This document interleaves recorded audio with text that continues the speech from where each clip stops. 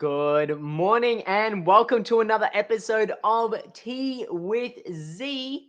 My name is Zimo Solanki and it's an absolute pleasure to be joining each and every one of you again on another episode this morning. And if you haven't done so already, give me a like, give me a heart. I love to get all of your energy, love to receive it, love to give it as well. So likes, hearts in the section below, just so simple clicks, but also drop a comment. Drop a comment and let me know if you're watching. Say hi. And yeah, I'm really looking forward to it. And if you haven't done so already, go and grab your cup of tea, your coffee, whatever that might look like for you this morning, your bowl of cereal. And we're about to get back into it on another episode. So yesterday's, I started talking about how we can adapt to these shorter weeks. So in Brisbane this week, there's a public holiday on Friday because we had our Royal Show holiday in August, but that was impacted by COVID. So it's been moved to this Friday. And what I've really started to, unpack during that conversation was, I guess, the impacts that these shorter weeks have, the impacts that public holidays have on our workflows, our systems, our processes, our operations, but the ability to efficiently and effectively serve our customers, our patients, and our consumers. Now, a lot of us, and like I touched on yesterday, we're dealing with a 24/7 society. But in the health industry, that's also made up of a service-based industry where we, as people, need to be present in order to deliver those services. And then a mix of retail as well also adds to that element of, well, we're marketing and retailing a product. That all adds into quite a complex mix. And when you add in the role of panic buying, at the end of the day, one thing about panic buying is it's really come to the highlight and the forefront during this pandemic. But my question to you is, has panic buying always been around regardless? Because when you look at I was, just reflecting yesterday, and when you look at even overseas in the States, for example, they're having Thanksgiving soon. You're going to see Halloween soon. We see Black Friday sales soon. And now we're starting to see these holidays, even Black Friday, starting to pop up within Australia. And as a result, there's that sense of urgency and panic around that shopping experience. And so as retailers, as consumers, on both sides of that coin, as even health entrepreneurs, how are we adapting to these significant peaks in traffic within our businesses and then tapering back off? And as a result of that, not all health businesses would definitely see this. I know pharmacy will definitely see this because we're retailing products. But, businesses which rely on, primarily service delivery and things like that, sometimes they're seeing the peaks after these events because, people have maybe overindulged, people have gotten injured, people have gotten hurt as a result of these panic buyings. And we're starting to see these small spikes in, I guess, the utilization of health services in other ways. But not even health services, it's then the other services that value health. So it's maybe cleaning, or maybe even the accounting services where people are, stressing out about how to pay off that bill that they've just gone and racked up on one of these days, on these, in fear of missing out. What are these sorts of trends looking like? And has panic buying actually always been around? And as a result of it always being around, what have we done to adapt to it? What have we also done to adapt not only our internal operations, but also the expectations for our consumers? How have we educated them to understand, well, what is actually realistic with the ability for us to service them during these shorter weeks, during these times of increased senses of urgency? Now, as we move into the festive season and the holiday season, what is that going to look like in your business? How is panic buying going to start to show up? And how are your team going to respond to it in an efficient and effective manner? Because, we all know when panic sets in or that urgency sets in, then stress heightens. Stress heightens. And what comes with that? Well, not only does it come from a biological sense with that increased flooding of cortisol and that degradation on, our immune system, our body, with long-term periods of stress, and the impacts of that cortisol hormone on our body. But let's think, not biologically, let's think practically, within our business, what that stress actually does in our team environment, in our culture environment. If we're undertaking periods of stress and ramping up, what forward planning do we need to do now in order to limit that stress and the effects of it?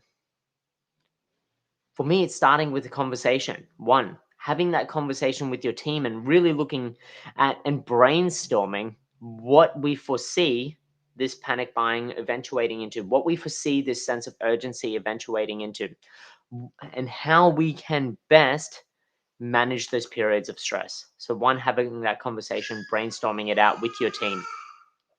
Two, it's then implementing or devising a plan of action. So you brainstorm the ideas, now you're making that plan to actually accommodate for it. And you're looking at the business holistically. You're looking at your talent, you're looking at your customers, you're looking at your resources that you have available. But more importantly, you're looking at how you can improve your workflows, your systems and processes to be even more efficient, to cater to these surges in demand. And we're seeing that now. The tech industry is a great example of their ability to be able to scale up and scale down very, very quickly based on demand. And we as people, and we as retailers, we as health entrepreneurs need to start becoming more adaptive in our ability to scale up and scale down on demand. And as the pandemic has really highlighted the need for us to start to increase that flexibility through the use of smart technology, through the use of systems and tools and resources that allow us to do things a little bit differently, to do things a little bit more effectively. And the third thing is to implement that plan, and bring people on the journey with you and encouraging them to get a level of buy-in into what you're doing. Because at the end of the day, it's going to take a team effort, but it's also going to take open and honest communication throughout that day, throughout that period leading up to, and throughout that period leading from those surges, that allows us to really navigate those challenges. And the fourth thing is that we want to debrief. We want to review what we've done that's worked and what we've done that hasn't worked, so that we, each and every time that we experience these peaks, we then have refined our methods that have helped us to improve that each and every time in our response to it each and every time. And so it's really important that we look at those four things and we really start to unpack, well, not only is this a shorter week this week, but, in the sense of, well, how can we cater these peaks and troughs within our business so that we are operating more efficiently and effectively? And particularly in the health industry, these peaks and troughs come and go a lot more frequently as well, based on different seasons, different events, different happenings within the health industry. And as a result of that, how are we? And some things are totally unexpected. Some days might be absolutely quiet for no apparent reason. But asking that why and debriefing and figuring out, well, why did this day happen the way it did, and what are the consequences of it? What are the impacts of it? And what have we done then to help, utilize that time as efficiently and effectively as well? Because at the end of the day, we can't always be on as well. Yes, we want to be pumping the business and all that sort of stuff as well. But the business in itself needs periods of recovery to actually catch up on, on the things that we need to do in the back end, not just on the front end, on the business, not just in the business. And so it's figuring out that dynamic.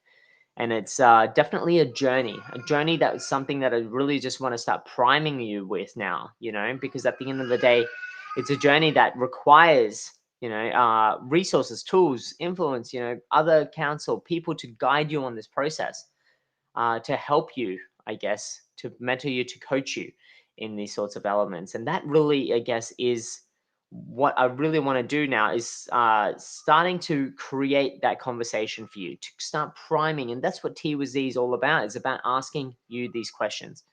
And at the end of the day, all of the information, we've hit over 80 episodes in T with Z, 80 episodes of T with Z, which is absolutely awesome. Absolutely awesome. There's dozens and dozens of hours worth of content here. But my question to you is, what are you doing with this content? Are you just consuming it, or are you implementing it? Are you doing something about it? And if you don't know how, then definitely reach out, because that's what we're all about here as well. But so that's my question for you, is not only just how is panic buying showing up, because it is showing up and it's always been around. But my question for you today is, now what are you doing with it? What from those four things are you doing with it? Brainstorming, making a plan, implementing a plan, and debriefing and reviewing. What does that look like to you? Are you even doing it? And if not, why?